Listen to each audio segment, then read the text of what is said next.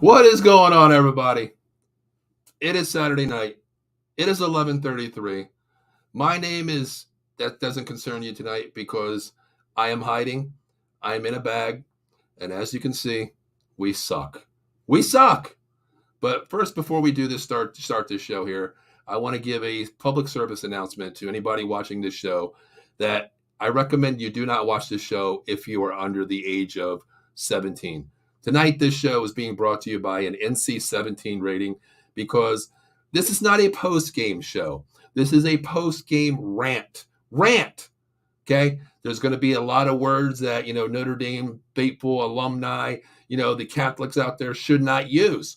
So I'm going to just let you now. I'm warning you now that this show is NC-17. This is not a post game show. This is a post game rant. Okay, guys. Hey, at least I want to say one thing on my pregame show. I did say the game was going to be 33-17. As I said in the postgame show, well, shit. The first word has been dropped. Shit. 33-20. Opposite side. The Cardinals 33. The Irish 20. Guys, what in the hell happened tonight? There it is. We suck. It says we suck. That's it. That's the only thing that we need to be concerned about. Eileen, thank you. Yes, this is a laughing matter, but you are over the age of 17, so keep watching this show. I'm just saying this team sucks. I always try to keep it real. I believe sometimes in my team. I believe with my heart. I see what I see. But as we know as Notre Dame fans, it's been since 1988. 1988 was the last time we won a championship. Lou Holtz. God, he's like 150 years old now. This team is so overrated. As you see, we suck. We are overrated. My two hashtags of the week, the entire year, we are overrated. That's what it is. But guys, let's talk about this game. This game was a complete embarrassment. I just don't even know where to start. Sam Hartman. Okay, you know what? Now I'm not even going to start with Sam Hartman. I'm going to go Gerard Parker. Gerard Parker. For those of you who don't know, he's the offensive coordinator for this team. He was the unsung, unnamed guy coming in. A lot of Notre Dame fans didn't like it. I didn't even like it. The first game, I'm like, okay, what are we? We played some bad teams, but then he plays Ohio State, and I'm like, okay, it looked kind of good here. We're battling a top 5 team here. We look good. Lost by 3 points on a BS, defensive 10 men on the field. I didn't call the timeout until I lined my guys up. But you know what? Hey, they lost by 3. I'm still fighting Irish here. I believe in my team. But let's talk about Gerard Parker. My God. God, it doesn't take a rocket science. It doesn't take a Monday morning quarterback or a Sunday morning quarterback to understand what the hell we seen tonight. What did we see tonight? 8, 9 guys in the box tonight. What in the hell are you still running against a 8-man front with 5 down linemen, 1 tight end? You're running a 12 personnel against a 8-man front. Where the hell do you think that's going to work? Where? Please tell me, Gerard Parker, what the hell you were calling tonight. Yes, I could not believe that. I was screaming at my TV. I didn't know what the hell I was watching. I was like, F this, F that, F this, F that. When you have 8 guys on the box there, moving your safeties down to the box, and you continue to run the ball, why not put Sam Hartman in the gun or the pistol here? Why not? He did it at Wake Forest. That's what kind of quarterback he is. He is more of a shotgun pistol quarterback. Put him back there. Let him throw the ball. Spread the field. Why run 2 wide receivers if you're not even going to look their way? Well, you know what? Why? Because no time to hold Hartman in the pocket there. They're bum rushing 8 guys every time against 5 men. Spread the field. Quick slants. Throw a couple dime screens out there. Why not? Gerard Parker called the worst game I've ever seen as him being the OC this year. I could not believe it. I'm screaming at my TV. I didn't know what I was watching. The other one, on 3rd and 1, 3rd and inches in the 3rd quarter. We're still in this game, 3rd and inches. He's under center. I'm like, oh, you know what? Maybe this is going to be what people call in Philly the brotherly push. As Notre Dame fans, what do we call it? The Bush push. Okay, we're going to get the first down. But no, our tailback, Brian Payne, not even estimate. He got hurt late, but this wasn't even estimating the game. We had Brian Payne in the backfield, 9 yards behind Sam Hartman on 3rd and inches. 3rd and inches. He drops back 3 feet, 3 yards off the ball, then hands the ball off, and he gets stonewalled for a 4-yard loss. What kind of play calling is this? What did we see tonight? Worst play calling I've ever seen. Ever seen. Eileen says, I got my popcorn ready for this rant. God, you're gonna need popcorn, extra butter, and you know what? A couple shot of tequilas on this one tonight. I'm telling you, this is just so bad. Ken Fry, the host of the Atomic Drop every Friday night, 10:30. The Batcave Wednesday, 10:30. Also, the Silver and Black was just on. You know, man, I tell you, horrible play calling. Still got to protect the ball. Exactly. Let's get into Hartman. As I said enough about Gerard Parker. I'm done with this guy. I can't stand him. It so pisses me off when the OC, you see 9 guys in the box. They're playing an umbrella, 2 shell safeties, playing on any other team with our wide receivers, our speed that can get downfield, our tight ends. They should be playing secondary ball. They should be playing in the second level. No, they brought them down. They brought them down in the box. 8-man front, 9-man front. We ran 12 personnel. Well, you better run a 13 personnel with double tight ends getting a little chip on the ends. They played wide. They got through every time. They ran stunts.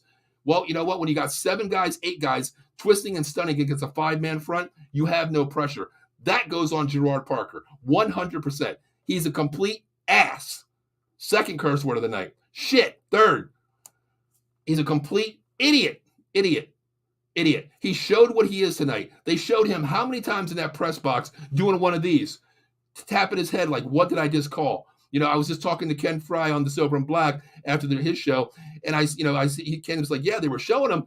What was he thinking? Oh, well, there's only 8 guys in the box this time. I think I can run on them. Oh, well, they didn't have 9 guys in the box this time. They didn't have 7. Bull crap, man. Bull crap. I don't know if Hartman has audibles that he's allowed to call on. I have no idea if he has audibles out there. I really don't. This showed me that there is no audibles. How many times do you go up a line of scrimmage and you see 8 guys in the box? They didn't even bounce out of it. They didn't show you different looks. They brought 8 to the box, stood there. You knew they were coming.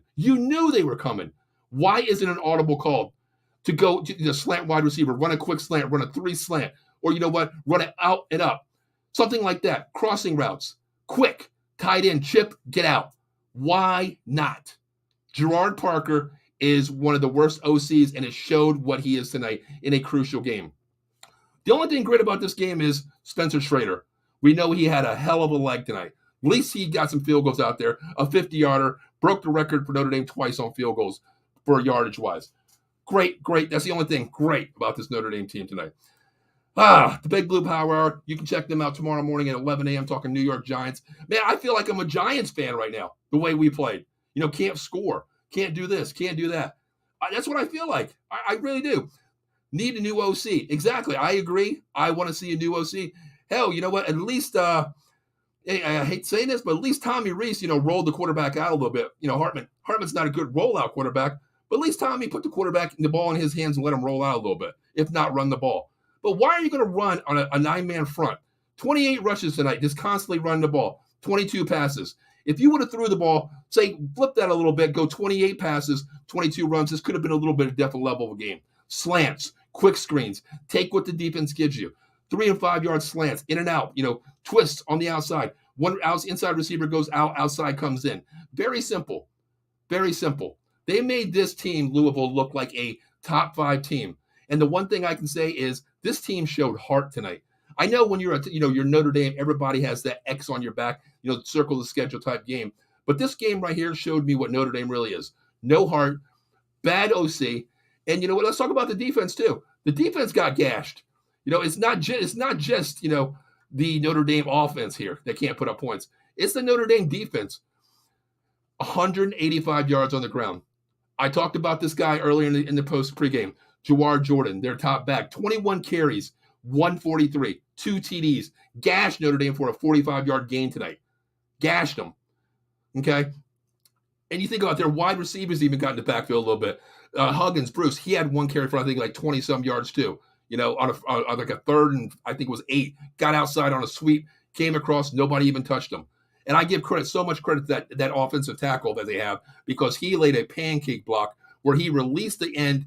The guy, one of the guards pulled, knocked him out, and then he went downfield and got an extra block on the second level. Receiving. Jamari Trash. I talked about Thrash. I talked about him. 8 catches, 75 yards. They didn't throw the ball that well. They didn't have to. They were running the ball constantly. Field possession.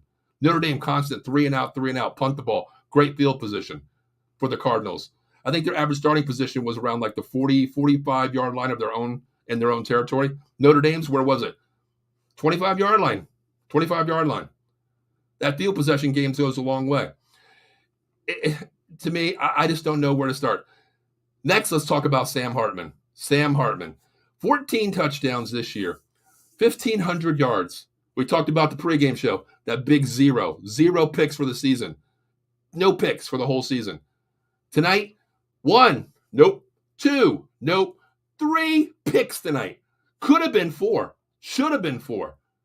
What was he doing staring down? The one where he was getting hit, he just threw the ball out. What was that?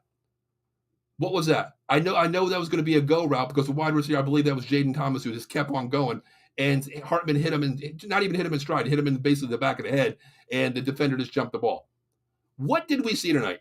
Where do you put the blame on this tonight? Where? Where do you see this? I don't know what to say tonight, guys. I mean, you look at our stats here real quick. I want to pull these stats up real quick. Okay. Estimate, leading the NCAA with 565 yards through 5 games, basically in 5 weeks, correct?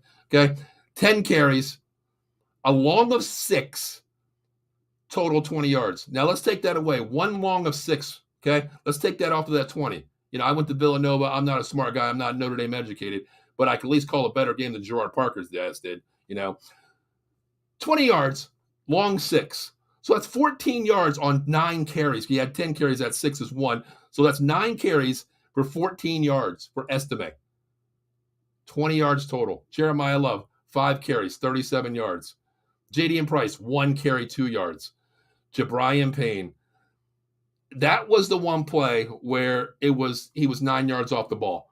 3rd and inches, he lines up 9 yards off the ball. And he lost 2. He got stonewalled. I thought it was a -3. It was a -2 on 3rd and inches. I'm talking index card inches. And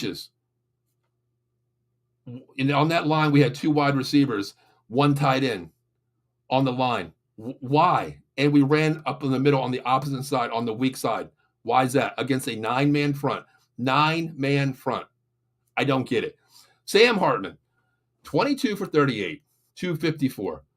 He had a charity touchdown at the end. He could have had a 3rd touchdown to Chris Tyree. We'll talk about that walk-in touchdown. I don't know if he ate some Butterfingers on the sideline before he came in there, but that was a walk-in touchdown, of course. 2 TDs, 3 picks.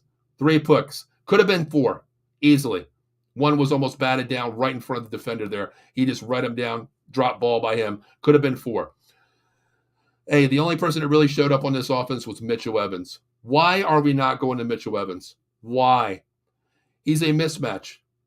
The corners were on the wide receivers. They were basically going to be on Jaden Thomas and, of course, Merriweather, who was nowhere to be found. Jaden Thomas, 2 catches for 33. Tobias, 1 catch for 17. 1 catch for 17. He's our big possession receiver, the big guy, the stretch to field guy. Chris Tyree, 3 catches for 24 yards. And I want to say the drop ball for 55-yard bomb into the end zone, the walk-in touchdown. Missed that one totally. But Mitchell Evans, why are we not using him? Why? I don't get it. Why can't we run double tight ends here and go Holden States 2 catches for 16? Why is our wide receivers being outplayed by our tight ends? Not only, if you add all the wide receivers up, it really doesn't add up that way. 48 for Jordan Faison, where he finally shows up on the 1 catch there. Great catch in the end zone for 36. That one there. Jaden Thomas had 2 catches for 33. Chris Tyree, 3 for 24. Merriweather, 1 for 17. Tight ends, Mitchell Evans, 4 for 71, 1 TD, long of 26. And Holden States, 2 for 16, 9 yards on 1 catch. Why aren't we using the tight ends? Even if we don't use the tight ends in this game, run a 12 personnel with 13 personnel and protect the quarterback. He had no time getting the ball out. Then why aren't we using slants? I was just completely mind blown with this game here. Mind blown. Defense. Man, we talk about a defense in this game that, can shut down any team. You shut down every cupcake team that you play. Then you play Ohio State, who has the weapons. They have Ibaka, that wide receiver. They have a great running back, Trayvon Henderson. They have Kyle McCord, who's a good quarterback if you give him time. We've seen what he can do in the last minute of the game. We have, they have Marvin Harrison Jr., preseason consensus All-American, top 5 pick next year, who, I hate to say it, but I've met him many a times, him and Kyle McCord, because St. Joe's Prep in Philadelphia. But we shut them down basically to a close game by losing by 3. And then you play, a Louisville team. But the one word is, what these teams are showing you is heart. Notre Dame has no heart. They have nothing, okay? I still am a Notre Dame fan, but I keep it real on my podcast no matter what I do. Every show that I do, I keep it real. It's my opinion. That's just the way I feel with this team. Overrated like every year. We are Notre Dame, the Golden Domers, the Saturday afternoon NBC rights, whatever it is on now. I got a different TV system that I use, but I don't know. We're overrated. I just don't understand what the hell's going on with this team right now. I don't know. I honestly don't know. I don't know what else to say with this team except the OC needs to go. Gerard Parker has to go. I put a lot of blame on Marcus Freeman too. Fourth quarter, 9 minutes to go. It's 4th and 14, and you're at your own 30-some yard line, and you go for it? Why is that? What was the clear thinking of that one? I don't know if Gerard Parker called down to him and says, hey, coach, I think they're going to put 7 guys in the box this time. I think I can beat it. I think I can get Estime on a bounce-out run here. Who only had how many yards? 20 yards on 10 carries? I just don't get it. As a head coach, okay, you're down 10 points here with 9 minutes to go. You know what? You seen what Hartman can do last week. Open up the playbook, spread the field, make the defense stay honest, make the safeties play over the top. Don't let them come down to the box and play the 8-man, 9-man front. It's embarrassing is what it is. It really is embarrassing. I'm not going to stay out here much longer. I'm probably going to be like 5 more minutes and we'll do the sponsors and get out of here. But just looking ahead, who do we play next week? This team right here, Ken Price says USC is down 17-0. 17-0 to Arizona State. Sun Devils. Wow. 17-7 now. Okay, they are making a comeback. At least they show some fight and get back in the game. But this team, we already know USC can score. It really depends, the wacky Pac-12 out there. We don't know what it is, but USC can score with the best of them. What, you don't think they're going to be watching the tape as well as tonight and saying, okay, we can do this on Notre Dame. Their secondary, can do this. When was the last time you thought this Louisville team that can run on the Notre Dame front 7? JT Baran got lit up tonight, okay? Afayu got lit up tonight. Kaiser got lit up tonight. The only people that really played was the secondary. There was one play, it was 3rd and 4. They were about to kick, or 4th and 4. They were about to kick the ball. They were punting the ball, and we jump off sides, give them an automatic first down. This was so undisciplined, all sides of the ball. Was this a game where we always look forward to next week, the USC game? Hey, we can beat a top 5 team, top 6 team. USC sits at 6. We beat them. Really, we only got a test of who? Oh, who do we have left? North Carolina. We can beat them. We can beat Clemson, who won today. We can get to the BCS championship game by losing 1 game to Ohio State by 3. Were you looking ahead of this game, circling USC on the game? A little bit of revenge factor, a little rivalry game there. I don't know. Was this a letdown game who you didn't show up, who you thought you could beat? A primetime game. Louisville's 5-0 for a reason. 5-0. The ACC has 5 teams in the top 25 right now. 5 teams. You can't look past any team, correct? That's what we've seen tonight. The other thing is I want to say really quick, I just said 5 minutes, but I want to say one thing to all the viewers out there. We have 13 live viewers out there. Please comment. Let me know how you feel about this. I'm sitting here ranting, but, put down your popcorn, get on your keyboard, and let me know one thing. Was this a game where the ACC has figured out Sam Hartman? Is this a game? You think about it. Sam Hartman was a Wake Forest quarterback. He struggled against NC State. 1-2 against NC State. Okay, you play Duke. 1-1 against Duke. Louisville. 1-2 against Louisville now. Has these teams figured them out? I know when we played NC State, when I did my podcast, I said, you know what? They run a 3-3-5, which really shows Hartman a lot of different looks and a lot of different pressures on him, where he throws a lot of picks. Last year, he had, 3 picks in 1 game against them? This week, it wasn't a 3-3-5. It was a basic cover 2 defense, 2 safeties on top, but You know what? When you don't throw the ball downfield, you don't call audibles to check down your wide receivers, check your backs, look at line protection. This is what happens. You can put 8 to 9 guys in the box. In the box. Who do we blame on that? First, you blame the play caller for not, so what is he scripting the top, first 80 plays, no matter what the score is, you're down or you're up. That looks like to me you're scripting it. To me, you got to coach on the fly, right? You run the ball a little bit. Okay, the run, don't abandon the run. Let's run the ball. It'll break just like last week. Estimate broke one to win the game. You don't abandon that. But when you got 8 to 9 guys in the box, you have a veteran quarterback. He's the oldest guy in the damn college football. He's been around. He's solidified. He knows how to He knows how to run an offense. What do? You let him have the acknowledgement to audible. You look out to a wide receiver. You run something like a little slant route. Your inside guy either runs a slant, your inside guy goes out, the outside comes in. You do a check down, you're doing a rub off of him. The tight ends. You had one tight end on the line of scrimmage against eight defenders coming through. And it wasn't man on man. A lot of them were stunts. The 4 up front come through. The linebackers, the 2 linebackers would gap in and control the gap. And the safety or the corner, whoever you wanted to call out there, the extra linebacker would come in and go on a stunt or twist. It was a wide open gap blitz. Why don't we understand that? Why not? Take what the defense gives you. Run a quick slants. Move the chains. You don't have to go for the deep ball. Move the damn chains. So is this something where the ACC is his bugaboo, where he has trouble with the ACC? I don't know. But then you play the other teams pretty damn good. Maybe we are overrated. Okay, we beat Middle Tennessee State. We beat Navy. Okay, we beat Central Michigan. And Central Michigan was actually in the game in the first 2 quarters. Are we just overrated? What are we? I don't know. But, guys, it's just embarrassing is what it is. Thought this was a silent half hour followed by We Suck. I had to give the viewers what they wanted to see tonight. This, Evan, I did say in my group chat on Out of the Box Sports Entertainment group chat, I did say this was going to be an all-out effort session, followed by 10 minutes of silence, and I'm going to come back and hashtag the F again. But I had to, this week here, I had to talk about it and be real about it. Had to vent out a little bit, Evan. But Evan, you can check out Evan every Sunday morning, tomorrow morning on the Big Blue Power Hour, talking all New York Giants. Evan, now I know what it feels like to be a New York Giants fan. I really do. The OC sucks. The line sucks. The play calling sucks. Now I understand what it feels like. I really do. But, guys, before we get out of here, how about we talk about some sponsors, man? There's Christmas is coming up. Holidays are coming up. There's a great gift to get somebody out there, of course. It is Dugout Mugs. You can order them now using promo code OOTBS Sports at dugoutmugs.com. They don't only do just your MLBs. You can get NBA, NHL, NCAA, whatever you want. You get a custom mug with your label on it, whatever. I think I want to get one. I want to order a new one that says, just like a Notre Dame, one that with an overrated sign. So every time they lose, I can just hit myself in the head with it.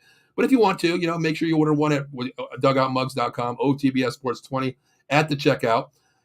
Oh, goodness, guys. I don't know. Oh, man. I think I'm going to need some coffee, or I think I'm just going to go to bed after this, horrific loss here. But if you need some, coffee for that Monday morning coming up, make sure you get the Evolution of Flavor Infused Coffee. MonkeyColdCoffee.com. Make sure you use promo code OTBS Sports. They have 3 great flavors and just added a new one: bourbon chocolate chip, toasted coconut rum, Samaritan blend, and the newest blend, organic blend, Peru La Florida. I tell you, I haven't tried the new one yet. I tried the first 2, a bourbon chocolate chip, toasted coconut rum, and they were incredible. Best coffee I've ever had. Also, you can get some swag out there too: coffee cups, T-shirts, thermal mugs, cold beer diffusers, K-cups, you name it, they got it. And they are running this promo right now to this week until Friday. If you order $50 using promo code OTBS Sports at monkeycoldcoffee.com, the owner, Matt, is going to send you a $14.99 rum cake as well. It's a huge cake. I'm talking like this thing is probably going to be the size of half of a quarter of a pizza. That's how big this thing is. So good. And it's actually bourbon rum. So good God, if you want that, get it. Guys, last but not least, Jason Fine, 1-800-HURT-123, Attorney Big Al. Motor vehicles, slip and fall, workman's comp, personal injury claims, big Notre Dame losses. Oh, that's not on there, but he should have that on there because I would be, the first one to call. 3 convenient office locations throughout Pennsylvania, New Jersey, Philadelphia, Cherry Hill, and my neck of the woods in Pittsburgh, PA. So make sure you call 1-800-HURT-123. Tell them Out of the Box sent you. And I promise you, no recovery, no fee. And if we take your case, there is a 33 and a third percent obligation rate for you. No hidden costs. All the other lawyers are between 40 and 50. I promise you, if you use OTBS Sports, it is a 33 and a third, no recovery, no fee. So, guys, oh man,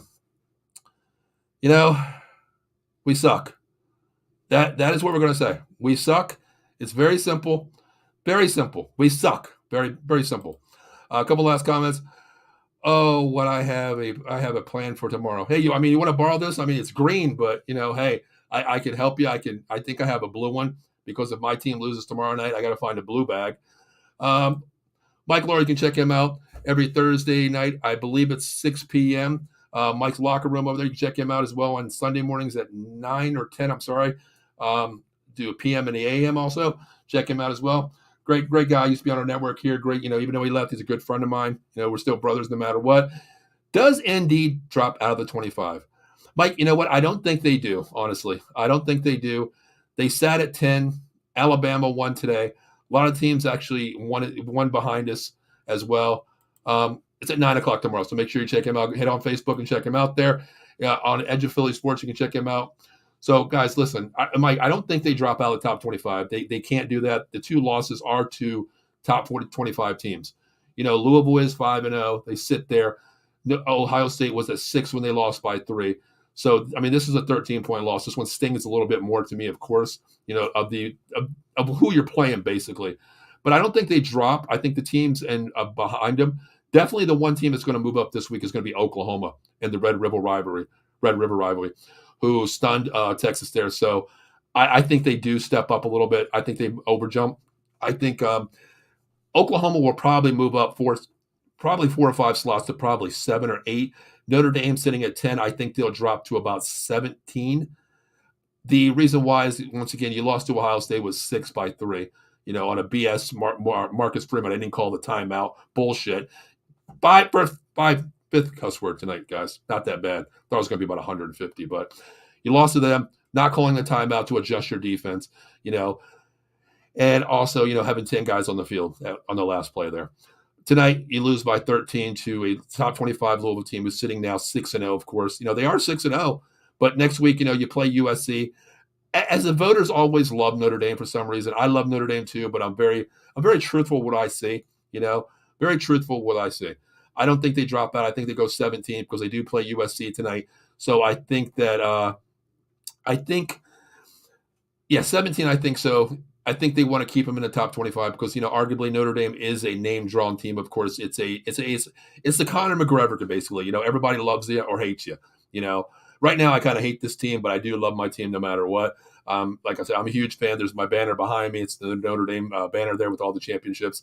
Hell, what's another year, man? It's been since 1988. You know what I mean? 35 years now. What's another year, right? What's another year? Maybe one year I'll see one, but the one thing with Notre Dame, we thought we were going to be good this year. You go out and get Hartman, the prize possession of the transfer portal. He comes here. The OG veteran, the quarterback, 6th year in the league, 5th year basically playing, 6th year in the league.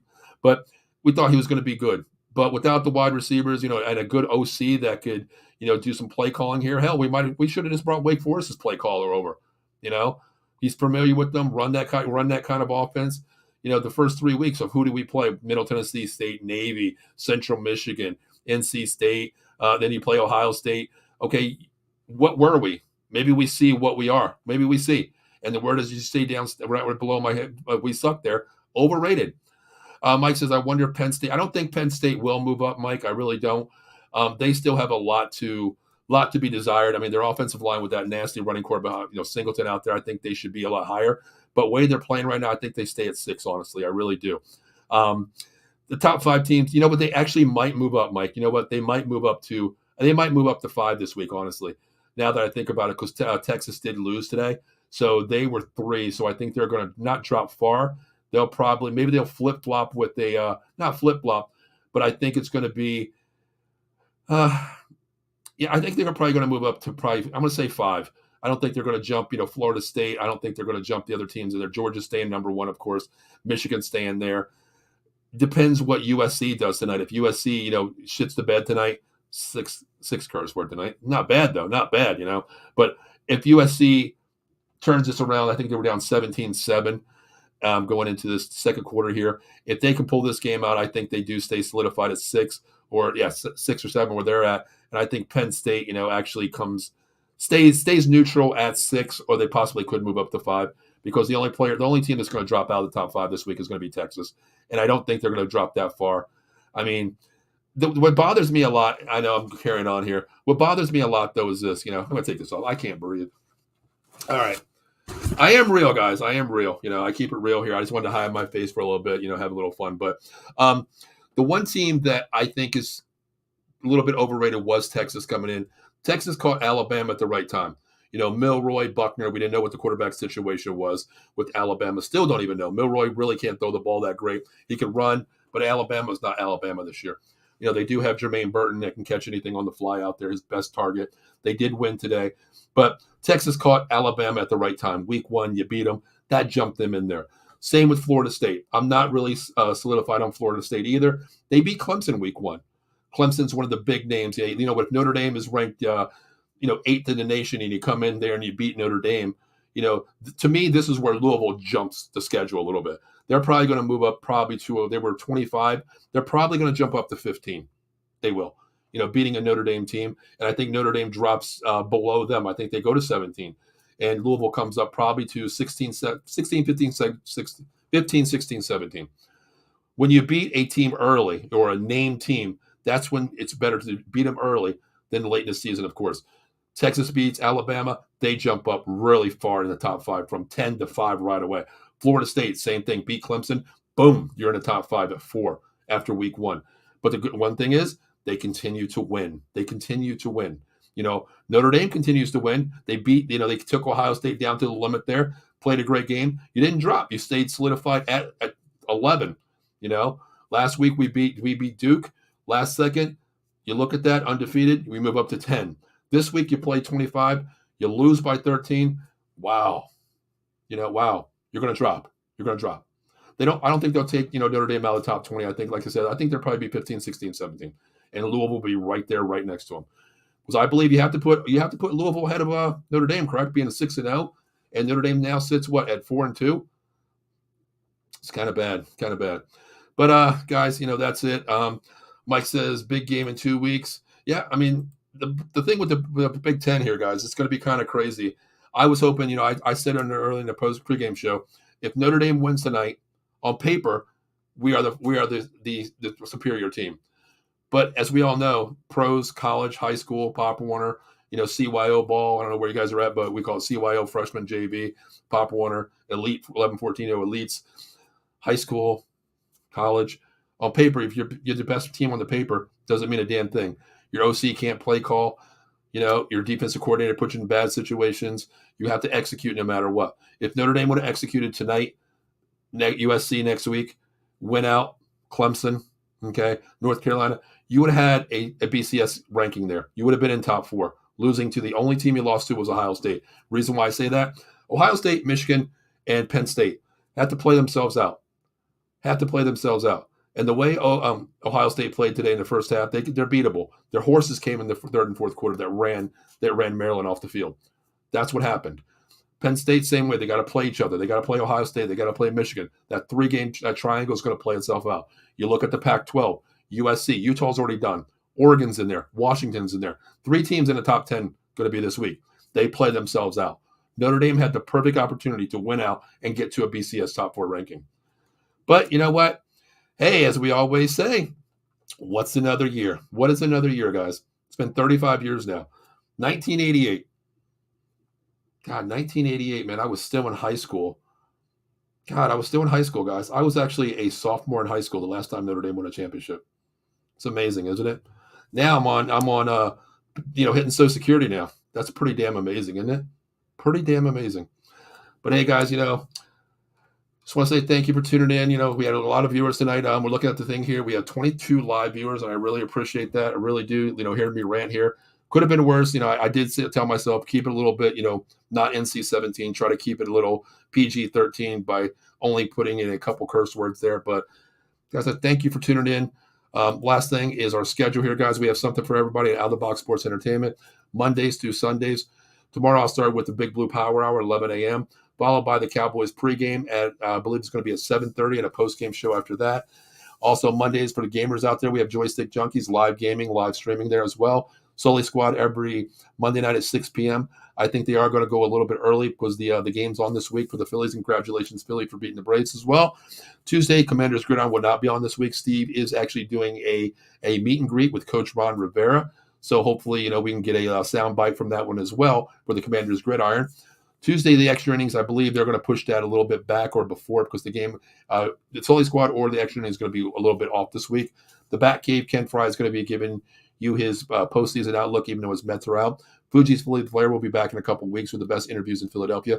College Football Frenzy, man, I'm not really looking forward to that show this week with my co-host Bill Furman, diehard Penn State fan, chatting all day back and forth. The words he said is my hashtag at the bottom. We are overrated, but it wasn't we, it was you. So check out College Football Frenzy every Wednesday night at 8:05. Then 215 Boys at Wednesday night talking Dallas Cowboys at 9:30. Myself and Dan Connor go head-to-head every week, Thursdays at 6 p.m. with the NFL Pick'em Show.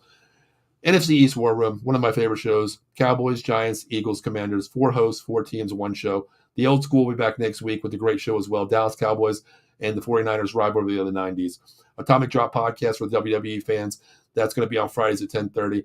And of course, you're already checking into the Golden Dome podcast. I'll be here every week. Kind of lighthearted next week. When we face USC. But hey, it's a game you play USC. You circle some teams on a schedule. You want to beat them, an old rival. So maybe that can build me up next week and make me feel a little bit better. But I'm still going to keep that bag right here on my side here just in case. But 2 more shows here. We have the Silver and Black every Saturdays at 9 p.m. was on 10 o'clock tonight because Mr. Fry went to Hershey Park as well. And coming soon, we have Rangers on Ice, New York Rangers weekly show. And we're going to be doing a Sixers post-game show, 82 games for the whole season with people from Out of the Box here. So, guys, make sure you subscribe. YouTube, Facebook, Twitter, X, Twitch, Instagram, and the TikTok. So, guys, that is my show for tonight. Notre Dame loses. Notre Dame did not lose. They just got their ass kicked tonight. No heart, nothing on both sides of the ball. Nothing at all. The only person that I want to give a congratulations to is Spencer Schrader, the kicker, who broke the Notre Dame record for field goals tonight for yardage. Great kicker. Spencer Schrader, we talked about, I said, I want to give you something. I want to talk about you a little bit. You have the leg. Do you have the accuracy? Hey, you do have it, don't you? Spencer Schrader, my player of the game. And it's kind of bad when you lose and you get player of the night to Spencer Schrader, the kicker, the field goal kicker. So, guys, my name is Paul Spencer. I thank every one of you guys for tuning in tonight. I'll be back next Saturday, 11 a.m., as we prepare for the USC Trojans in South Bend next week. Maybe this is a get-it-right game. Maybe this is a game that, we lost 2 games. Shit, we lost last year to fucking Marshall. There's that 8th curse word. Sorry, guys. We lost Marshall last year, back-to-back games after coming off a devastating loss to USC in game 1. We look good, then we shit the bed. Damn, 9th one, sorry. But I'm going to keep it real. I'm going to tell you how I feel. So my name is Paul Spencer, guys. Thank you for tuning in. I will see you next Saturday morning, 11 a.m. on the Golden Dome podcast for the pregame show. Let's go Notre Dame. Fighting Irish all the way. Golden Dome out. See you guys next week.